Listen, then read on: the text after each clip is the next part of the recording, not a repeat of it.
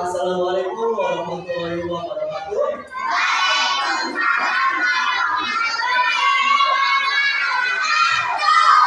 Selamat pagi. Selamat pagi. Sudah sarapan semua?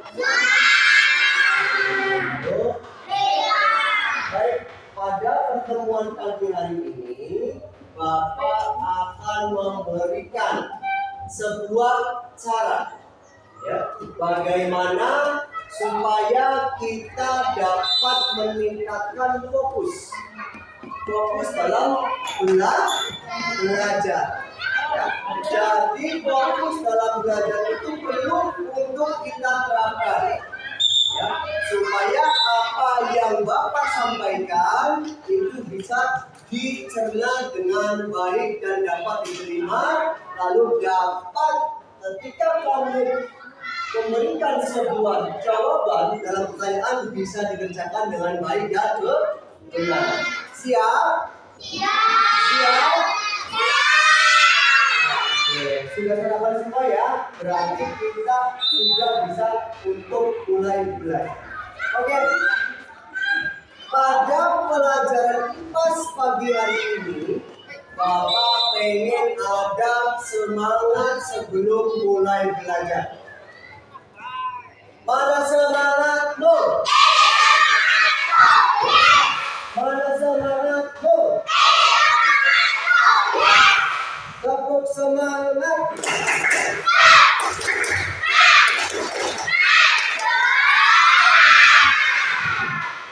Itu adalah langkah-langkah dalam pelajaran supaya kamu dapat semangat untuk belajar. Tadi sudah ada penyemangat di awal, ya, ada 2 penyemangat di awal. Selanjutnya adalah konsentrasi. Nah, sebelum konsentrasi Bapak akan mengingatkan. Tentunya ketika Bapak menerangkan sebuah materi pelajaran, yang pertama harus kamu lakukan adalah melihat. Dengan cara apa? Melihat. Yang kedua adalah mendengar.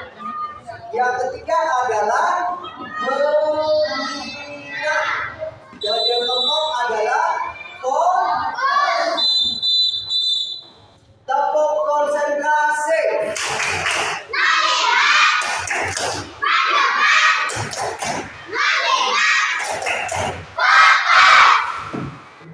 Itu adalah 4 langkah yang akan kita terapkan dalam pembelajaran sehari-hari. Mulai dari melihat, mendengar, mengingat, dan fokus. Ya. Jadi dalam pembelajaran supaya kamu bisa fokus, yang pertama adalah dengan duduk siap. Duduk siap.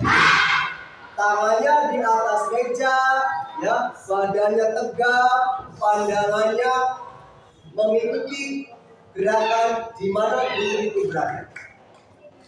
Ya, supaya kita bisa tetap fokus, caranya seperti itu tadi. Melihat guru sedang menerangkan. Itu bisa sebagai salah satu langkah kita belajar dengan fokus. Supaya bisa mendengarkan dengan baik dan benar. Supaya dapat mengingat apa yang telah disampaikan oleh Bapak. Itu adalah langkahnya. Dan ketika fokus kamu itu mulai hilang, ya, pada penerapan pembelajaran ini nanti akan Bapak berikan lagi berupa yel-yel. Yel-yel yang menimbulkan semangat untuk belajar, ya, dan yel-yel untuk memberikan sebuah fokus supaya kamu kembali lagi bisa fokus dalam mengikuti pelajaran. Jelas? Ya, seperti itu. Silakan sekarang buka buku IPAS-nya. Dipersiapkan buku IPAS-nya. Pagi hari ini Bapak juga akan memberitahukan mengenai pentingnya persatuan. Ya, jadi anak-anakku semua di kelas 4C ini harus mempunyai rasa persatuan. Dengan apa caranya? Yang pertama, tidak ada yang namanya perundungan. Perundungan atau bully. Tahu bully? Ya, yang sedang marak diinfokan melalui media sosial. Seperti kayak di televisi, ya. Itu banyak berita-berita mengenai aksi perundungan anak sekolah. Dan harapan Bapak di sini adalah supaya aksi perundungan ini tidak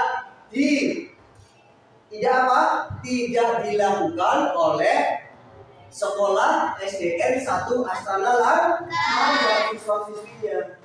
Ya, dan nanti ya pada pertemuan ini Bapak akan memberikan sebuah contoh ya video yang akan nanti kita saksikan bersama video di sini, dan nanti coba kamu perhatikan dengan baik ya aksi dari perundungan oleh teman sesama yang berada di lingkungan satu sekolah tersebut. Siap?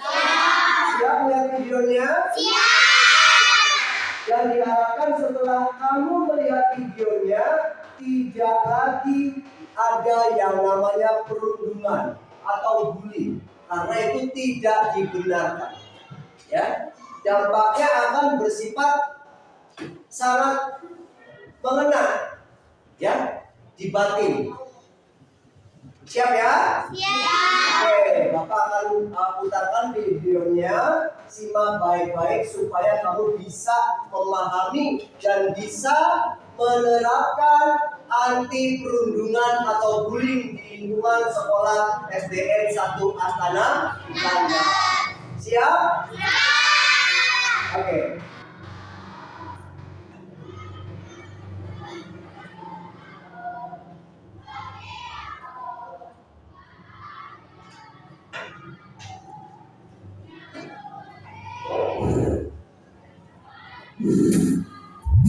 Perundungan.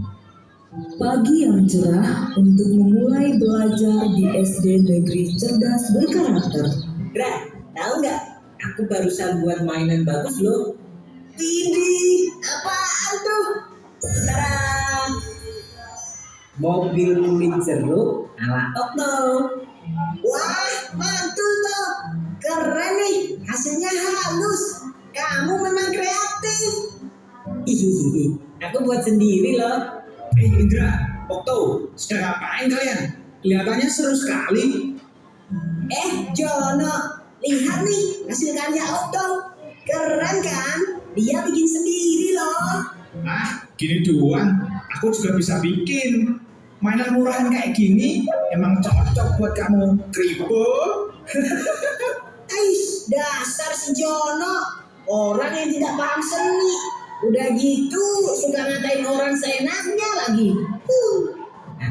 Udah biarin aja orang kayak gitu. Waktu terus berlalu hingga tiba waktunya istirahat. Okto memanfaatkan jam istirahat dengan membaca buku misteri kesukaannya. Di saat sedang membaca, tiba-tiba Kribo, sedang baca apa kau? Nampaknya seru sekali bukumu itu. Emangnya buku apa yang kau baca? Ini buku misteri, petualangan detektif. Buku apaan sih? Sok banget baca-baca buku. Emangnya kamu ngerti sini apaan?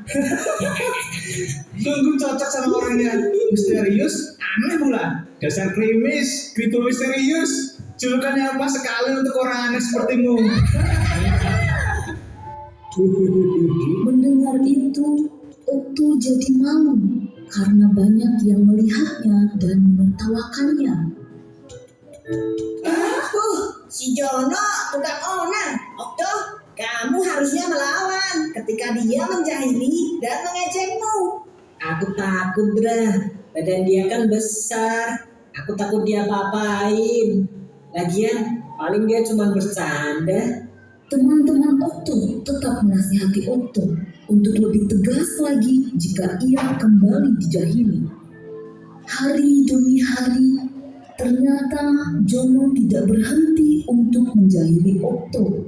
Bahkan malah semakin parah karena Okto diam saja dan membiarkannya.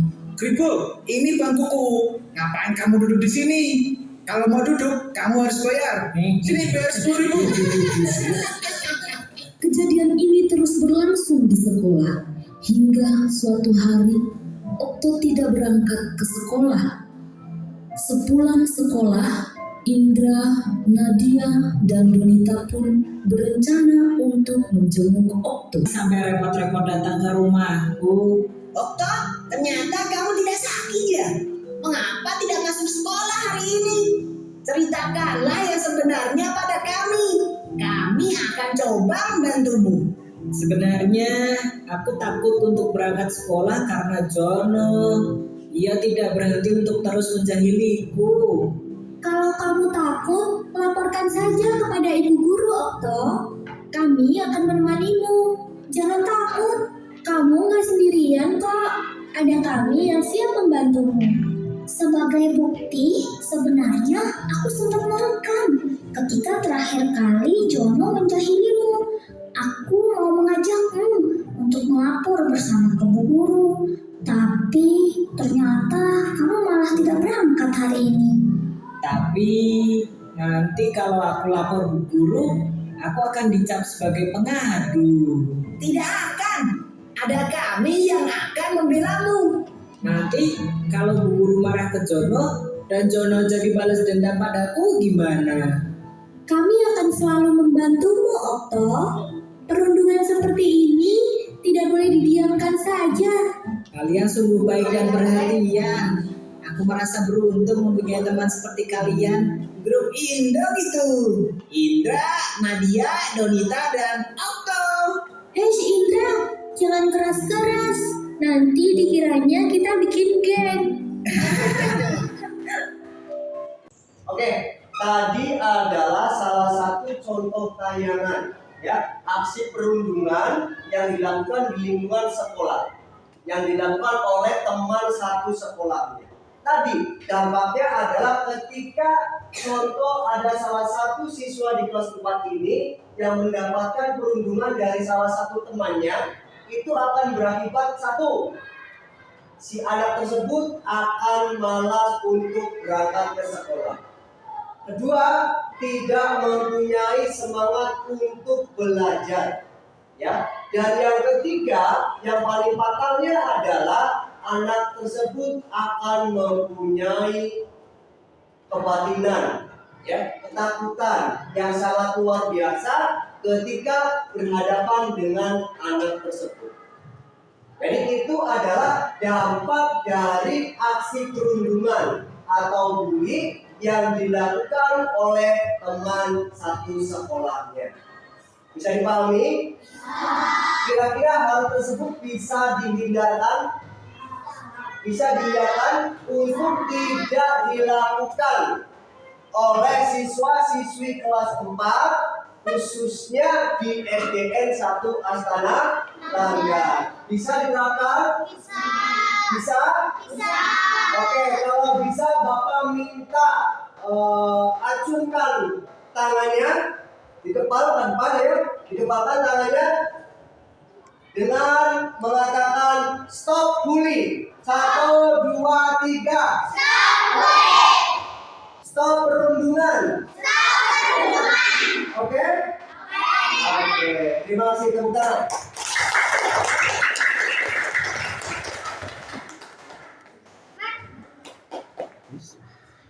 Ini ya.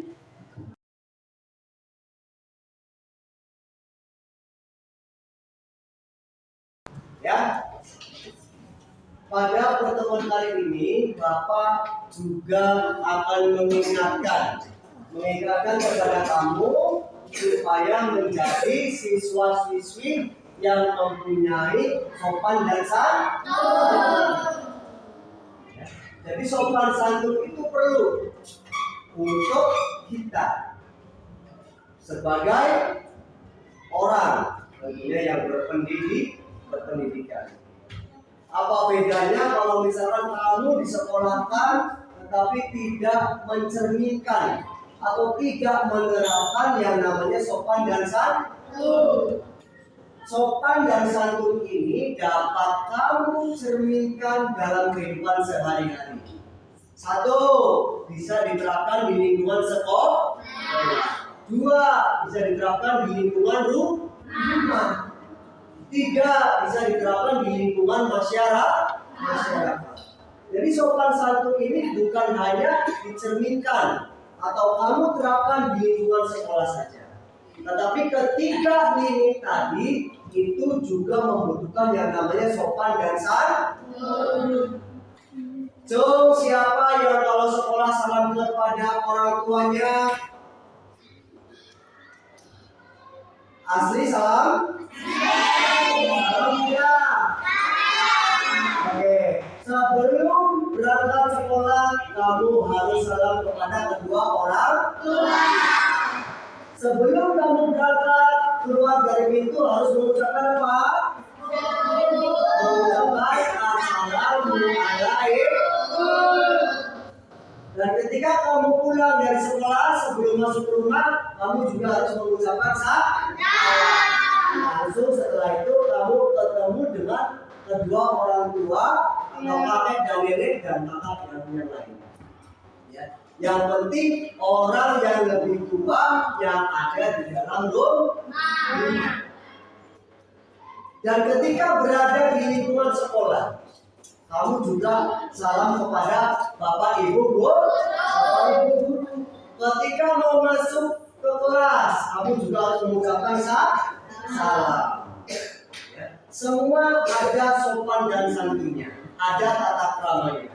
Ketika kamu telat masuk kelas, bagaimana cara ngomongnya itu ada, ya harus salam dulu. Ketika kamu mau izin ke belakang, contohnya apa sih mau minum, apa sih mau mengerok pensil, mau ke toilet, itu juga harus izin terlebih dahulu. Karena sebagai sopan santun yang harus kamu terapkan di lingkungan sekolah. Ya.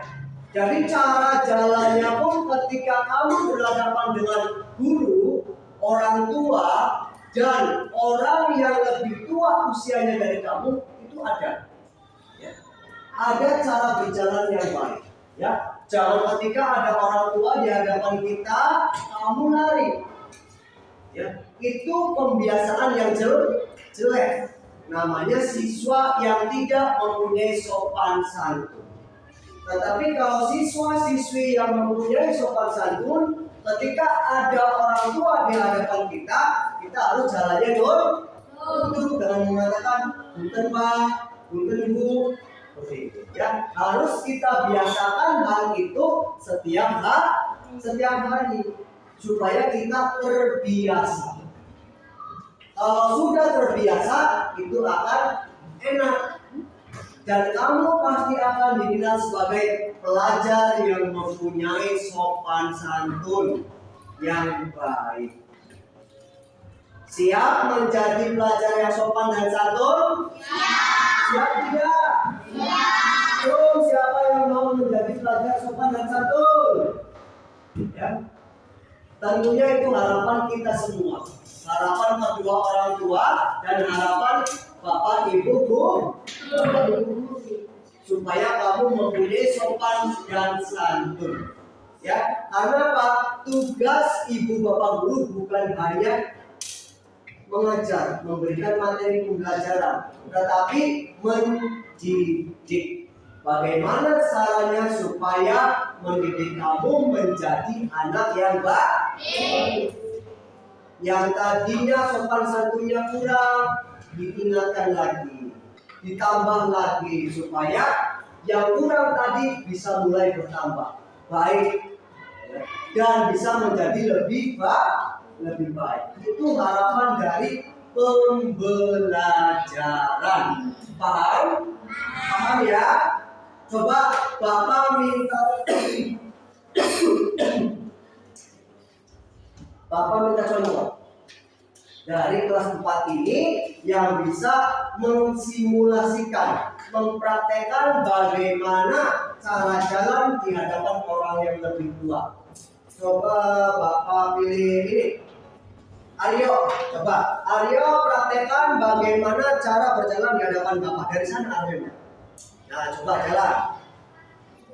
Oh iya, oke ya. Ini adalah cara peserta didik jalan di hadapan gurunya. Nah, coba Aryo duduk lagi sana. Oke ya, Bapak minta lagi contoh, coba Aryo contohkan bagaimana cara izin ketika Aryo mau keluar dari kelas. Coba Aryo praktekkan, ngomong ke Bapak kamu. Bangun. Nah, coba. Mau izin ke toilet? Oke, silakan. Oke ya. Tuh,